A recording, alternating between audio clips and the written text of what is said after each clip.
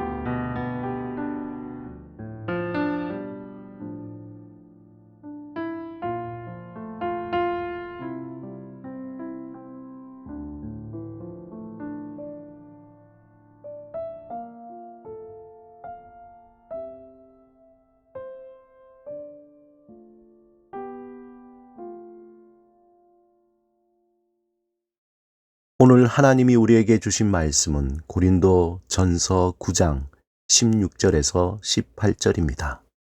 이 말씀을 함께 읽고 우리에게 들려주시는 하나님의 음성을 듣겠습니다. 내가 복음을 전할지라도 자랑할 것이 없음은 내가 부득불할 일임이라. 만일 복음을 전하지 아니하면 내게 화가 있을 것이로다. 내가 내 자의로 이것을 행하면 상을 얻으려니와 내가 자의로 아니한다 할지라도 나는 사명을 받았노라. 그런즉 내 상이 무엇이냐? 내가 복음을 전할 때에 값없이 전하고 복음으로 말미암아 내게 있는 권리를 다 쓰지 아니하는 이것이로다. 서울 마포구 합정동에 가면 양화진 외국인 선교사 묘원이 있습니다. 이곳에는 외국인 선교사들 500여 명이 묻혀 있습니다. 묘원 안에 세워진 묘비명에 적힌 문구를 보면 우리의 마음을 뭉클하게 합니다. 나는 웨스트민스터 사원보다 한국 땅에 묻히기를 원하노라.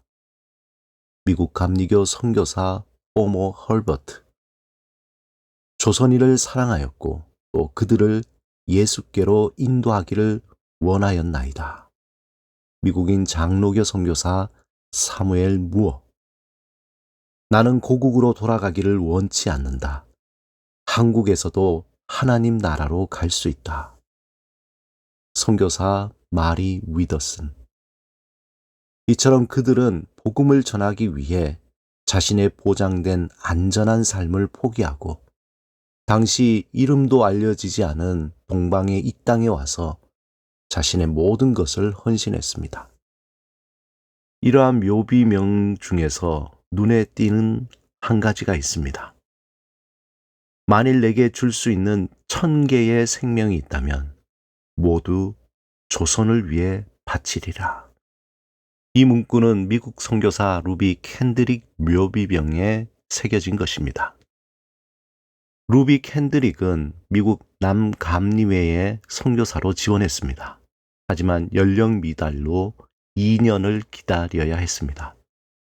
그렇게 2년을 기다린 후에 1907년 9월에 텍사스의 앱 윗 청년의 후원으로 미국 남감리회 해외 여성교회 선교사로 파송되었습니다. 그런데 한국에 들어와 선교 사역을 준비하고 또 한국어를 배우는 과정에서 급성 맹장염으로 서울 세브란스 병원에 입원하여 수술을 받게 됩니다. 하지만 너무도 안타깝게 선교의 꽃을 피우지도 못한 채 1908년 8월 15일 25살의 젊은 나이로 하나님의 부르심을 받게 되었습니다. 그의 묘지에는 고향 앱윗 청년 회원들이 모금하여 묘비를 세웠는데 비문 상단에 만일 내게 천의 생명이 있다고 해도 그 모두를 한국에 바치리라. 너무도 감동적인 문구를 새겨 놓았습니다. 이 비문에 적힌 글은 그가 텍사스 앱윗 청년회에 보낸 편지 속에 있었던 내용이었습니다. 그런데 이 편지를 받고 난 바로 다음 날 켄드릭 선교사가 내게 주거든 텍사스 청년들에게 10명, 20명, 50명씩 한국으로 나오라고 일러주세요. 이 마지막 유언을 남기고 순교했다는 소식이 전해진 것입니다. 그 후로부터 켄드릭 선교사의 헌신을 기리며 텍사스 앱윗 청년회는 해마다 헌금하여 한국에서 사역하고 있는 선교사들을 지원하게 되었습니다. 오늘 본문 16절에 내가 복음을 전할지라도 자랑할 것이 없음은 내가 부득불할 일임이라. 만일 복음을 전하지 아니하면 내게 화가 있을 것이로다. 이렇게 바울은 고백합니다. 바울이 이토록 복음을 전하고자 하는 뜨거운 열정은 복음을 전하지 아니하면 화가 미칠 것 같은 긴박성도 있었지만 복음으로 죽어가는 영혼을 살려야 한다는 거부할 수 없는 사명이 있었기 때문입니다. 그 이유는 복음에는 우리를 살리는 능력이 있기 때문입니다. 복음은 영원한 죽음에서 우리를 살리고 세상의 시험과 유혹에서 살리고 절망과 낙심에서 살리며 질병과 마음의 상처에서 우리를 살리기 때문입니다. 진실로 복음의 능력을 아는 자는 복음을 전하지 않고는 견딜 수 없기 때문입니다. 바울은 17절에 나는 사명을 받았노라. 사도로서 그의 부르심에 강한 사명감을 갖고 있었습니다. 바울이 경험했던 복음을 전하지 않고는 견딜 수 없는 사명과 그 열정은 디모데에게, 아굴라와 실라에게, 빌레몬에게, 수많은 이들에게 전해졌습니다. 로마서 1장 16절에 내가 복음을 부끄러워하지 아니하노니 이 복음은 모든 믿는 자에게 구원을 주시는 하나님의 능력이 됨이라. 먼저는 유대인에게요, 그리고 헬라인에게로다. 바울은 이렇게 복음의 능력을 선포합니다. 이 선포가 오늘 우리에게 다시금 새롭게 선포되어지길 사모해야 합니다. 우리의 능력이나 경험이나 이 세상의 재물이나 권력이 우리를 살리는 것이 아니라 예수 그리스도의 복음이 우리를 살린다는 것을 날마다 새롭게 경험해야 합니다. 복음의 능력이 우리의 가슴을 뛰게 하고 복음의 능력이 사랑하게 하고 복음의 능력이 용서하고 헌신하게 합니다. 사랑하는 여러분, 오늘도 치열하게 살아가는 삶 속에서 절망하지 않고 승리하는 비결은 오직 복음의 능력으로 살아가는 것입니다. 사망 권세를 이기시고 부활하신 예수 그리스도의 복음이 여러분의 삶의 소망과 능력과 확신으로 이끄시기를 주님의 이름으로 축원합니다.